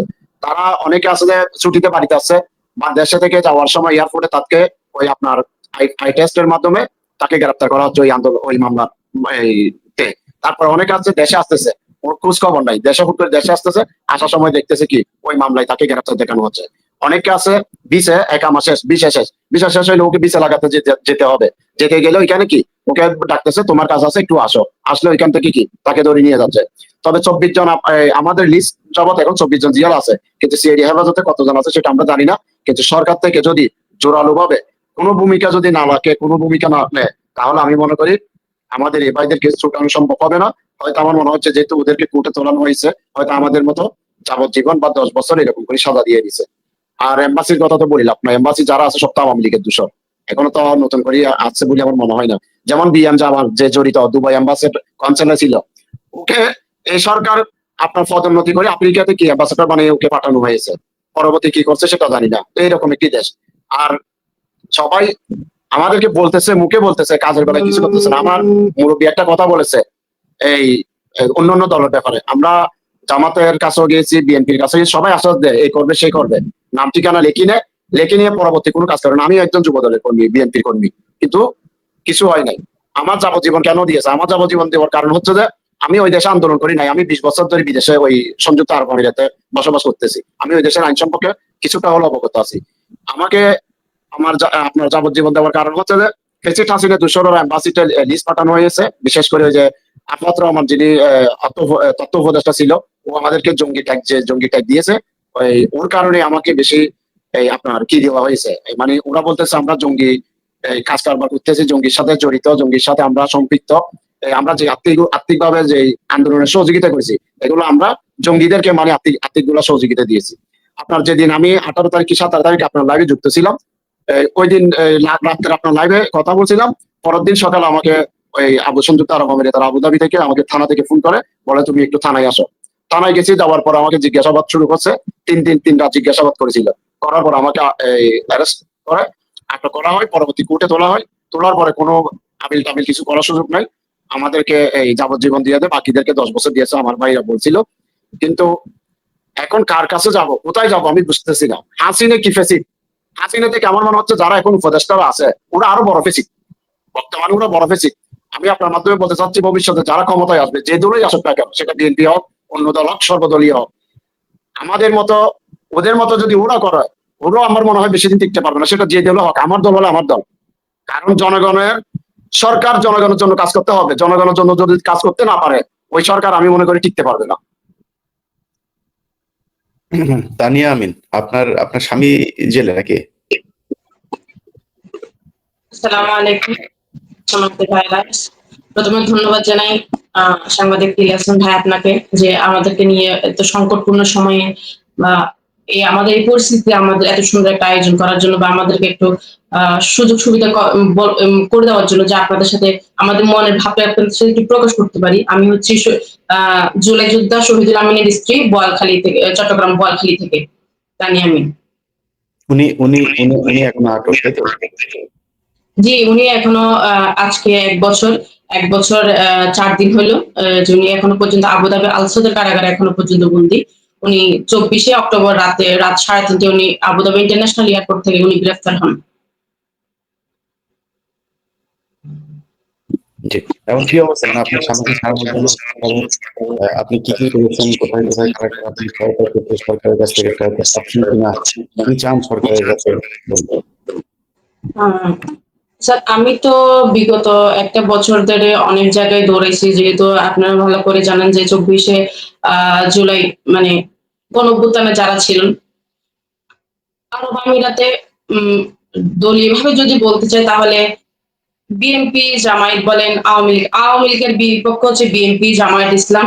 তো এটা বহুকাল ধরে চলতেছে, এই সংঘর্ষটা বহুকাল ধরে চলতেছে। এটা তবে এটা পূর্ব প্রজন্মে ছিল, কিন্তু এমন কখনো হয় নাই যে আরব আমিরাতের মতো জায়গাতে এটা নিয়ে কখনো আন্দোলন হয়েছে বা আপনার আওয়ামী লীগের বিপক্ষে গিয়ে কখনো আন্দোলন করা হয়েছে। কিন্তু যখন আমাদের 24শে জুলাই যখন এখানে আপনার ইন্টারনেট অফ করে দেওয়া হয়, আমাদের ভাই বোনদের উপরে নির্যাতন করা হয়, আমাদের মানুষগুলা যখন আরব আমিরাতে বসে যখন আমাদের খোঁজ খবর পাচ্ছিল না ইন্টারনেট অফ করে দেওয়ার কারণে, তখন ওনারা একটু হতাশাগ্রস্ত হয়ে গিয়ে ওনারা রাস্তায় নামেন, রাজপথে নামেন ওনাদের ফ্যামিলির সাপোর্টে বা ওনাদের ফ্যামিলির খোঁজ খবরের জন্য। আমাদের ভাই বোন যাদের উপর অত্যাচার হচ্ছে তাদেরকে মনোবল বা সাহস দেওয়ার জন্য এটার প্রতিবাদী কিন্তু নাম আরব আমিরাতের মতো জায়গাতে বা ওনাদের দেশের বিপক্ষে কিন্তু নামে না, বা ওনাদের দেশকে ক্ষতিগ্রস্ত করবে এরকম মন মানসিকতাকে নিয়ে কিন্তু ওনারা নামেন নাই। ওনারা নামছে জাস্ট আন্তরিকতা থেকে, দেশপ্রেম থেকে ওনারা কিন্তু রাজপথে নামছিলেন বা একটা শান্তিপূর্ণ আন্দোলন করছিলেন এখানে। আপনার আপনার আন্দোলনটা তো করলেন এখন আপনার স্বামীর মুক্তির ব্যাপারে আপনি সরকারের কাছে কি চান? এখন আমি তো বিগত 1 বছর ধরে অনেক জায়গায় দৌড়াইছি, আপনার প্রবাসী কল্যাণ মন্ত্রণালয়ে, পররাষ্ট্র মন্ত্রণালয়ে, মুক্তিযুদ্ধ উপদেষ্টার কাছে, প্রত্যেক জনের কাছে গেছি, আসিফ নজরুল স্যারের কাছে গেছি, তৌহিদুর রহমান স্যারের কাছে গেছি, উপদেষ্টা আসিফ মাহমুদ সজীব ভুঁইয়ার কাছে গেছি, কিন্তু ওনার নাগাল পাইনি। আপনারা যদি খোঁজ খবর নিয়ে যদি জানেন তাহলে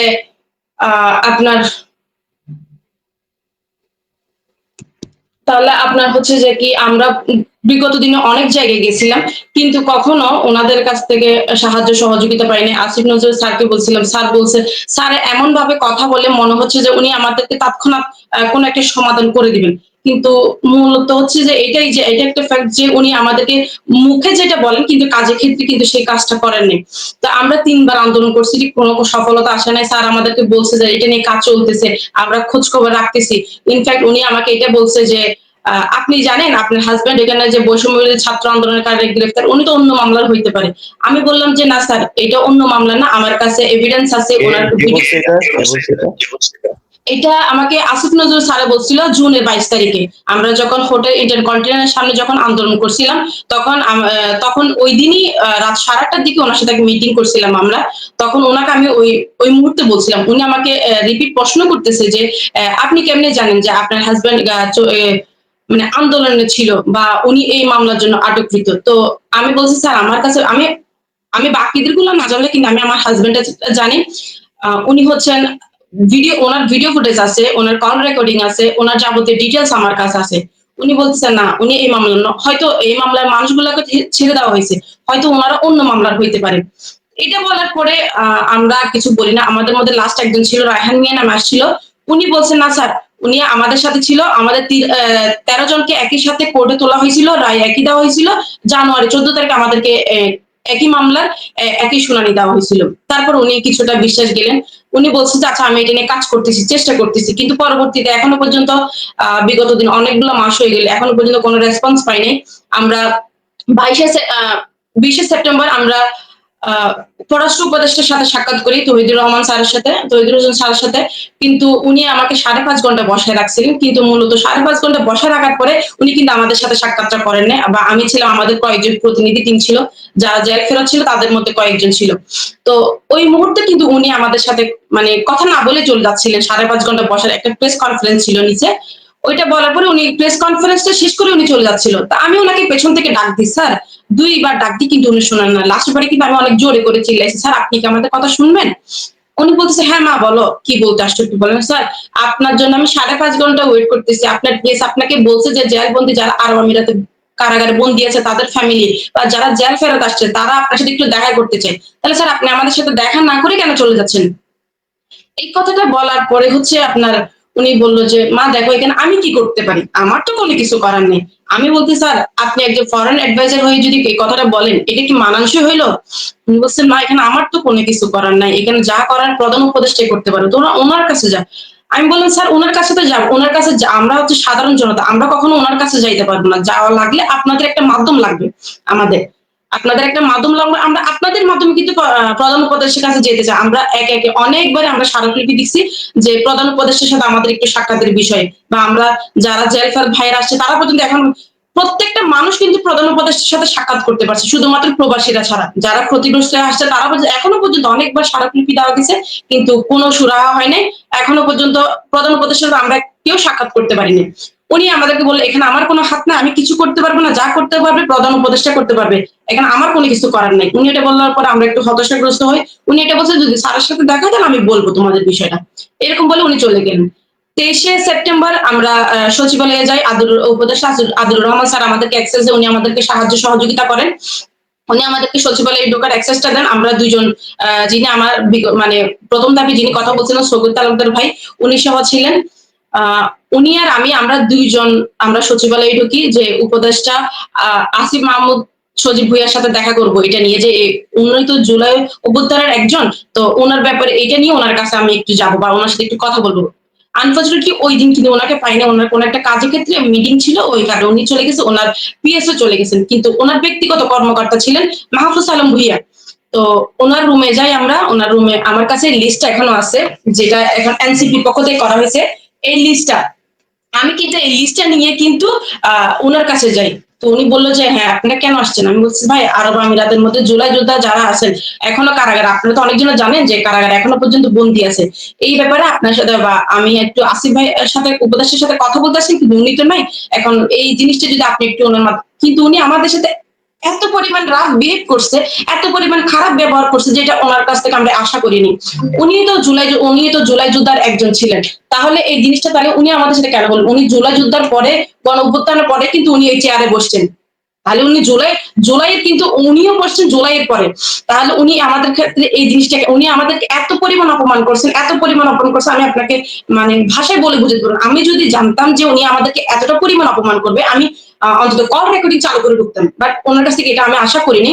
উনি আমারে বলতেছে, তুমি কি জানো যে ওরা জুলাই যোদ্ধা বা ওরা বৈষম্য ছাত্র আন্দোলন? আমি বলছি ভাই আমার কাছে এভিডেন্স আছে, আপনি যদি চান আমি আপনাকে এভিডেন্স দেখাইতে পারবো, আমার কাছে ভিডিও ফুটেজ আছে, কল রেকর্ডিং আছে, আমার কাছে আমার হাজবেন্ডের যাবতীয় ডিটেলস আছে। আমি 24টা ফ্যামিলির কথা না জানি, কিন্তু আমি আমার হাজবেন্ডের কথাটা জানি।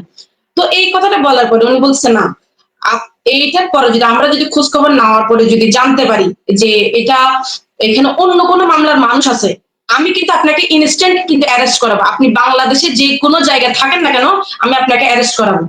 আমি বলছি ভাই এখানে আপনি আমাকে অ্যারেস্ট করানোর মতো কি পাইলেন? বা আমাদের সগীত তালুকদার যিনি আছেন, যিনি প্রথম ধাপে কথা বলছিলেন, ওনাকে পর্যন্ত অ্যারেস্ট করাবে। উনি বলতেছে যদি আপনারা যদি প্রমাণ দিতে না পারেন, যদি এখানের মধ্যে তো আমরা আমাদের উপদেষ্টারা যদি কল দেওয়ার পর যদি জানতে পারে, ওইখান থেকে যদি জানে যে এখানে আসিফ মানে জুলাই যোদ্ধা কেউ নাই, এটা অন্য মামলা, তখন কিন্তু আমি আপনাকে ইনস্ট্যান্ট অ্যারেস্ট করাবো। আমি বলছি ভাই ঠিক আছে, আপনি যা মন চায় আপনি তা করেন, আমাদের কোনো আপত্তি নেই, কিন্তু আমি জানি আমার হাজবেন্ড একজন জুলাই যোদ্ধা। তো এটা বলার পরে উনি আমাকে আমাদের মানে একটা সাদা পেপারে একটা সিগনেচার নিচ্ছে, যে আপনি এখানে সিগনেচার করে যাবেন, সিগনেচার করা ছাড়া এখান থেকে যাইতে পারবেন না। উনি বলছে যে আরেকটা কথা বলবেন আপনাকে কিন্তু আমি এখন অ্যারেস্ট করবো। আমি বলছি কেন সিগনেচার করবো? যে আরেকটা যদি কথা বলেন আমি আপনাকে, এটা উপদেষ্টা আসিফ মাহমুদ সজীব ভুইয়ার কর্মকর্তা, মানে ব্যক্তিগত কর্মকর্তা ছিলেন মাহফুজ আলম ভুইয়া। উনি স্পোর্ট জোনের মেবি সাংবাদিক ছিলেন আগে, হয়তোবা, আমি এটা পুরোপুরি ডিটেলসটা জানি না। উনি আমাকে বলছে যে আপনি রিকোয়েস্ট নিয়ে আসছেন, আপনি মাথা নত করে কথা বলবেন। আমি বলছি ভাই আমার হাজবেন্ড একজন জুলাই যোদ্ধা, একজন জুলাই যোদ্ধার স্ত্রীকে আপনি কেমনি বলেন যে মাথা নিচু করে কথা বলতে? বলছে আপনারা রিকোয়েস্ট নিয়ে আসছেন, রিকোয়েস্টের মতো কথা বলেন। আমি বলছি আমি এমন কোনো অপরাধ করিনি, আমার হাজবেন্ড এমন কোনো অপরাধ করেনি যে আমার মাথা নিচু করে আপনাদের সাথে কথা বলতে হবে। আর আমি আপনাকে এতটা ক্লিয়ারিফিকেশন কেন দিব?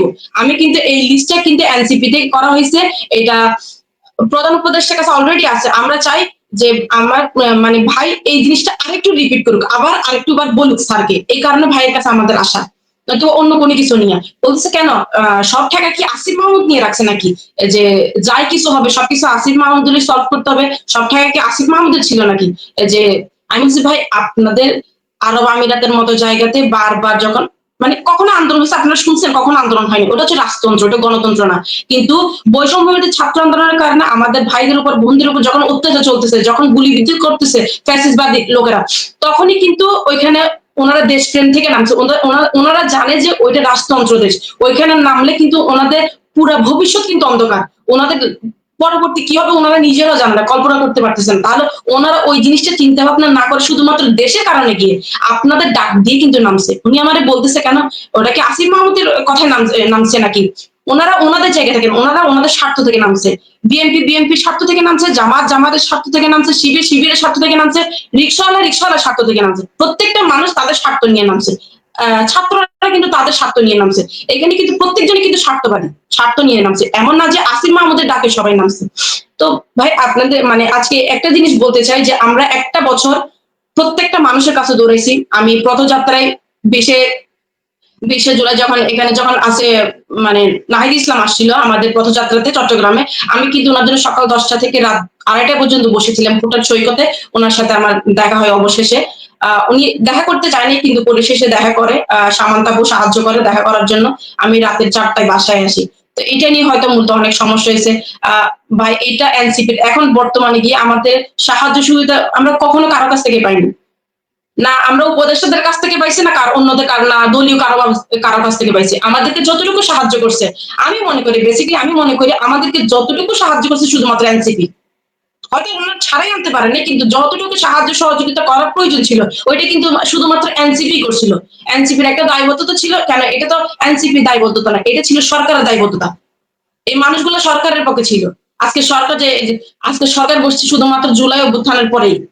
তাহলে আমাদেরকে শুধুমাত্র একটা বছর প্রমাণ করতে লাগছে যে এই মানুষগুলা জুলাই আন্দোলনের না। আমি আজকে লাইভের মধ্যে বলতে চাই, উনি যদি লাইভটা দেখে থাকেন আমি ওনাকে বলতে চাই, মাহফুজ আলম ভুইয়াকে, ভাই আপনি যে আমাকে বলছিলেন যে আমার হাজবেন্ড একজন জুলাই যোদ্ধা না, আমি আপনাকে প্রমাণ সহ দিলাম। দেখেন যে ওনারা একজন আব্দুল হামিদ মারা গিয়ে কিন্তু প্রমাণ করে দিছে যে ওনারা জুলাই যোদ্ধা। বাংলাদেশ দূতাবাস থেকে কিন্তু এটা কনফার্মেশন করে দিছে। আপনার কি এখনো পর্যন্ত আর কোনো প্রমাণ চাই? তাহলে আমাদের সরকারের কাছে এটাই অনুরোধ যে স্যার আপনি একজন নোবেল বিজয়ী, আপনি একজন মান্যগণ্য ব্যক্তি, আপনার একটা যোগ্যতা আছে, আপনি চাইলে ফরেন কান্ট্রিতে আমাদের প্রথম 57 জন ভাইয়ের জন্য কল দিছিলেন। আপনি যদি একটু মানবতা হন হয়তো আপনার কথাটা অনেক বেশি গ্রহণযোগ্য হবে আরব আমিরাতে। আপনার সাথে একটা সুসম্পর্ক আছে, বা বাইরের দেশগুলোতে আপনাকে একটা অন্যভাবে ভালোবাসে, সেটা আমরা সবাই জানি। তো স্যার আপনি যদি পারেন, আপনি যদি চান, শুধুমাত্র আপনি একজনই পারেন যে আমাদের 24টা ফ্যামিলিকে বাঁচাইতে। আপনি যদি চান আমাদের 24টা ফ্যামিলি আব্দুল হামিদের মতো লাশ হয়ে ফিরে না আসুক, এটা পুরোটাই সম্পূর্ণ আপনার উপরে। আপনি যদি চান আমাদের 24টা ফ্যামিলিকে আপনি বাঁচাইতে পারেন, আপনি যদি চান আবার আমাদের 24টা ফ্যামিলিকে কিন্তু মারতেও পারেন। আর এখনো পর্যন্ত এই কেসটা কিন্তু এখনো পর্যন্ত চলমান। এই কেসটা এখনো পর্যন্ত উইথড্র করা হয় নাই। প্রচুর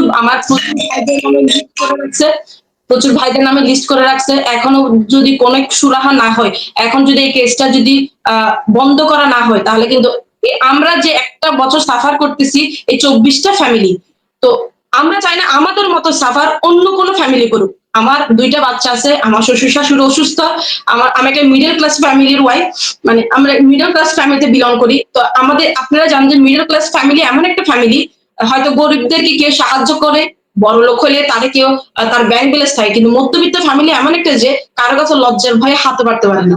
তো আমার একটা বাচ্চা আছে ক্লাস 3 পড়ুয়া, আমি ওর টাকার অভাবে কিন্তু আমি, কারণ সে ইংলিশ মিডিয়াম পড়ে, ওই খরচটা বহন করার মতো সামর্থ্য এখন আমার কাছে নেই। যার কারণে একটা বছর আমি আজকে 6 থেকে 7টা মাস আমি আমার ছেলেকে স্কুল থেকে নামাই ফেলছি, বা 2-1 মাস চালালে তার পরবর্তী আমি কিন্তু এখন চালাতে পারিনি। তো আমি আপনার মাধ্যমে ইলিয়াস ভাই এতটুকু বলতে চাই যে আমার মতো ফ্যামিলি বা আমার 24টা ফ্যামিলির মতো যাতে আর কোনো ফ্যামিলি না হয়। প্রত্যেকটা মা কান্না করতেছে, প্রত্যেকটা বাবা কান্না করতেছে, প্রত্যেকটা ছেলে কান্না করতেছে। আমার বাচ্চাটা যখন আমার হাজবেন্ডের ছবি দেখে যখন কান্না করে, আমি মা হই তখন সহ্য করতে পারি না। আমার যখন কোয়েশ্চেন করে যে আমু সবার বাবার সাথে সবাই ঘুরতে যায়, তাহলে আমি কেন চাইতে পারি না? আমার কি বাবা নেই? আমার বাবা কখন আসবে? আমার অবর ইচ্ছে করে না আমাদের জন্য ঘুরাতে। আমি তো আমার ছেলের এই জিনিসটা বলতে পারি না যে বাবা তোমার বাবা কারাগারে আছে। আমার ছেলে সবসময় মনে করে যে ওর আপু বাইরে আছে, কেন আসতেছে না, আমাকে সবসময় প্রশ্ন করে। কিন্তু আমি বলতেছি বাবা একটু ধৈর্য ধরে চলে আসবে। ও আমার বলে যে বাবু কখন আসবে? তুমি সবসময় বলে চলে আসবে, কিন্তু আসতেছে না। আমার শাশুড়ি অসুস্থ হয়ে গেছে, উনি মেন্টালি সিক হয়ে গেছে, উনি স্ট্রোক করছেন, আমার শ্বশুর স্ট্রোক করছে, শুধুমাত্র ছেলের শোকে।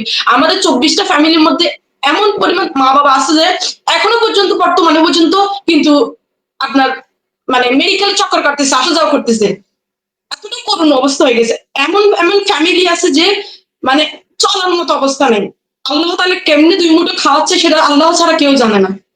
এমনটা করুণ অবস্থা। আমার মতো আমার ২৪ টা ফ্যামিলির মতো অন্তত কারো না হোক। আমার সরকারের কাছে একটা আবেদন, স্যার আপনি যদি চান আমাদের ২৪ টা ফ্যামিলিকে আপনি বাঁচাইতে পারেন।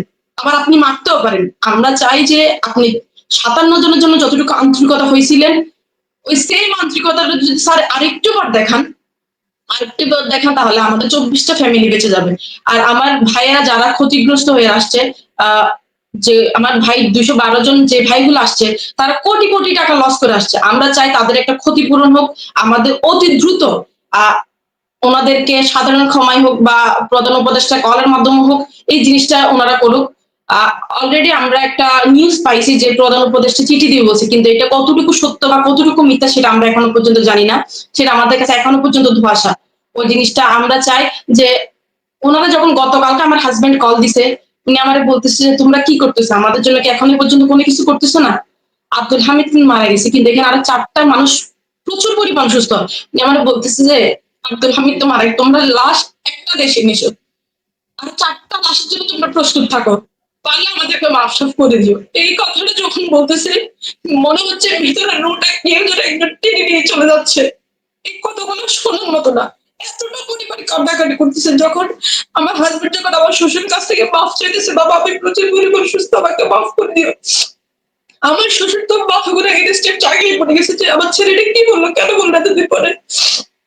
ওনাদের এমন একটা অবস্থা যে ওনাদেরকে ডাক্তার দেখাইতে গেলে নাকি ওনাদের সিরিয়াল লাগে। আব্দুল হামিদ কিন্তু সুস্থ স্বাভাবিক ছিলেন, উনি ৫ মাসের মাথায় কিন্তু আরব আমিরাতে যান এপ্রিল ২১ তারিখে। ওনাকে কিন্তু আবুধাবি ইন্টারন্যাশনাল এয়ারপোর্ট থেকে যাওয়ার পথে কিন্তু ওনাকে গ্রেফতার করা হয়। তাহলে উনি যখন গেছেন তখন কিন্তু সুস্থ স্বাভাবিক ছিলেন। তাহলে উনি উনি কেন হার্ট অ্যাটাক করছেন, কিসের কারণে হার্ট অ্যাটাক করছেন? উনি চিন্তায় মানে ওনার এতটা পরিমাণ মানসিক প্রেশার গেছে যে উনি হয়তো এটা সহ্য করতে পারেন না, কন্ট্রোল করতে পারেন, এটা ওনার কন্ট্রোলের বাইরে চলে গেছিল। কিন্তু এখন পর্যন্ত যে ২৪ টা ফ্যামিলি আছে, ২৪ টা মানুষ আছে, আমার ভাইয়েরা যারা আছে, আমার হাজবেন্ড যারা আছে, ওদের পরিস্থিতি এতটা পরিমাণ ভয়াবহ, ওরা কথা পর্যন্ত বলতে পারে না। ওরা যে মন করে একটু কথা বলবে মিনিটটা পর্যন্ত ওনার কাছে সর্বোচ্চ হচ্ছে ৫ মিনিট। ৫ মিনিটের মধ্যে ১.৫ মিনিট ওনারা কেড়ে ফেলে, আর ৩.৫ মিনিট, ৩.৫ মিনিটের মধ্যে মানুষ হ্যালো বলতে চলে যায়। ৩.৫ মিনিটের মধ্যে মানুষ কি কথা বলে? ওনারা এত পরিমাণ কান্নাকাটি করে। আব্দুল হামিদ ভাইকে আমরা চাই ওনার ফ্যামিলি, উনি ছাড়া কেউ নাই। ওনার ওয়াইফের পাশে একজন হাজবেন্ড ছাড়া একজন স্ত্রীর পাশে কেউ থাকে না কখনো। তাহলে আব্দুল হামিদ ভাইয়ের যে অ্যাক্সিডেন্ট হয়েছে বা ওনাকে আমরা কখনো ফেরত আনতে পারবো না। আমরা চাই ওনাকে একটা রাষ্ট্রীয় মর্যাদা দেওয়া হোক, ওনার ফ্যামিলির দায়িত্বটা না হোক, ওনার মতো বিধবা তার কারণ না হতে হয়। আজকে ওনার জায়গায় আজকে আমি থাকতে পারতাম, আজকে আমার আরেকটা বোন থাকতে পারতো, আজকে আরেকটা ফ্যামিলি থাকতে পারতো, তাহলে ওনাদের অবস্থাটা কি হতো? আমরা আর লাশ দেখতে চাই না। লাশ প্রচুর দেখছি, আমরা আর লাশ দেখতে চাই না। আর লাশ দেখার মতো সক্ষমতাটুকু আমাদের মধ্যে নেই, মনোবলটুকু আমাদের মধ্যে নেই। আমাদের মনোবল যতটুকু ছিল ততটুকুই চলে গেছে। কারণ আজকে একটা বছর আমরা দৌড়াচ্ছি, প্রত্যেকটা মানুষের কাছে গেছি, শুধু ঠোকর খাইছি, কিন্তু কোনো এখনো পর্যন্ত আজকে একটা বছর ওনারা বলতেছে তোমরা স্বাধীনতা চাইছো, স্বাধীনতা পাইছো, আর কি চাও? তাহলে আমরা কি স্বাধীনতা পাইলাম? এখনো পর্যন্ত স্বাধীনতা পাই না। মনে হচ্ছে দ্বিতীয়বার দেশ স্বাধীন হয়েছে, কিন্তু প্রবাসীরা এখনো পর্যন্ত স্বাধীন পায়নি, স্বাধীন হয় নাই, স্বাধীনতা পাই নাই। তাহলে সবচেয়ে ২৪শে জুলাই সবচেয়ে বড় অবদান ছিল প্রবাসীদের, ওনারা রেমিডিয়াস শাটডাউন করছেন। তাহলে ওনারা রেমিডিয়াস শাটডাউন করার মধ্যে কিন্তু নাও নামতে পারতো আন্দোলনে, কিন্তু ওনারা কিন্তু দেশ কারণে ওনারা ধন্যবাদ। আমরা আমরা এতক্ষণ যারা আলোচনায় ছিলাম সবাইকে আমি একবার একসাথে নিয়ে আসি। আমাদের সাথে আজকে সম্ভবত ৮ জন আমরা ছিলাম, ৩, ৪, ৫, ৬, ৭। জি, তো আমি এখানে কোহিনুর আক্তার, আমাদের আব্দুল হালিম ভাইয়ের শহীদ হয়েছেন, উনি আমার মনে হয় সবচাইতে কষ্টে আছেন। আপনি কথাও বলেছেন কম, কিছু যুক্ত করার ইচ্ছা আছে কিনা কোহিনুর?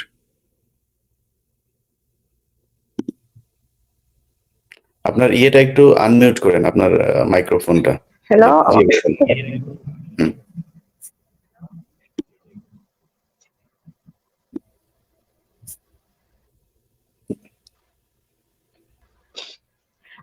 শুনছি, আপনি বলেন। বলবেন কি বলছেন, আমি শুনতে পাইনি।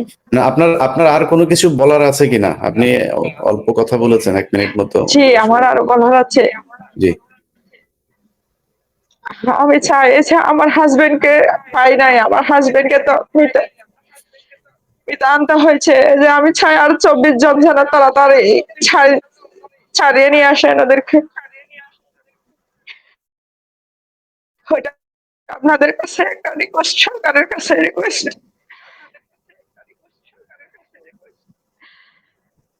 আমরা চাই আমাদের ফ্যামিলিকে যেন শুদ্ধভাবে স্বীকৃতি দেওয়া হোক। আমাদের যেন দায়িত্বটা নেওয়া হয়। ঠিক আছে আপা, আমি আপনাকে সময় দিয়েছিলাম যে আপনার নিজের ব্যক্তিগত কোনো চাওয়া আছে কিনা সেটা বলার জন্য। আসিফ নজরুল, তুমি দেখো আসিফ নজরুল, ওনারা তোমার মতো এত পয়সাওয়ালা না, আমেরিকায় বাড়ি টাড়ি কিনতে পারেন নাই। আমেরিকায় এসে প্রধান উপদেষ্টার সাথে শাহেদ আলম ফেসবুকে পোস্ট করে সে আছে স্পেনে, আর রাতে গোপনে মিটিং করে হচ্ছে হায়াত হোটেলে। আমরা সেগুলো আবার আমাদের বন্ধু বান্ধবের কাছে জানতে পারি যে শাহেদ আলমকে হোটেলের নিচে দেখা গেছে।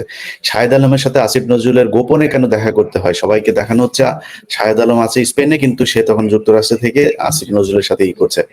কোথায় কোথায় শাহেদ আলমকে দিয়ে, এখানে আরো তার কিছু লোকজন আছে তাদেরকে দিয়ে টাকা পয়সা পাচার করছে। আসিফ নজরুলের গোটা কয়েক গার্লফ্রেন্ডও আছে, তাদের চালাইতে হয়। অনেক অনেক ব্যস্ত আসিফ নজরুল। আপনি আপনার মতো এত টাকা পয়সাও নাই এখানে। এরা মানে সর্বোচ্চ মধ্যবিত্ত পরিবারের মানুষ। তার স্বামী মারা গিয়েছে, সে তার স্বামীর কথা না বললে সে বলছে যে বাকি 24 জনের যেন আমার মতো অবস্থা না হয়, তাদের চিন্তা করে। আসিফ নজরুল, শিখে নাও তুমি এদের কাছ থেকে।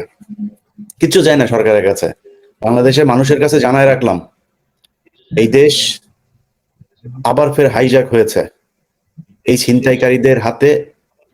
এই দেশের যে স্বপ্ন, এই দেশের মানুষের যে স্বপ্ন, যে মানুষগুলো স্বপ্ন দেখে তাদের ভবিষ্যৎ নষ্ট করে, তারপর আজকে উনি বললেন 3 বছরের বাচ্চা, তাকে মানে তার বাবার যে প্রশ্ন, তার মায়ের কাছে যে প্রশ্ন করছে, প্রশ্নের জবাব তার কাছে নাই। এভাবে কাছে প্রতিটা পরিবারের।